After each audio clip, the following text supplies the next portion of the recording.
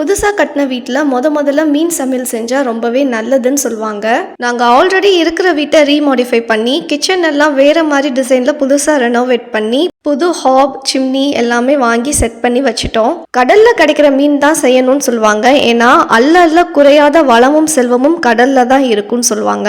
எப்பயும் வாங்குற மீன்காரருக்கு தான் ஃபோன் பண்ணி வர சொல்லியிருந்தேன். மீன் வெரைட்டிஸ் அவ்வளவா சுத்தமா இல்லை. இறாலும் நண்டும் நல்லாவே ஃப்ரெஷ்ஷாக இருந்தது. இறாலும் நல்லா பெரிய பெரிய இறால், நண்டும் நல்லா பெருசாக இருந்துச்சு. ரெண்டில் எதை வாங்கலான்னு ஒரே ஆசிலேஷன். அதுக்கப்புறம் சரி கடல் நண்டே வாங்கிடலான்னு சொல்லிட்டு கடல் நண்டு ப்ளூ நண்டே வாங்கிட்டேன். மீன்காரானா நல்லாவே சுத்தம் பண்ணி கொடுத்துட்டாரு. வந்தோன்னே கடகடன்னு சிம்பிளான ஒரு நண்டு பெப்பர் கிரேவி செய்ய ஆரம்பிச்சிட்டேன்.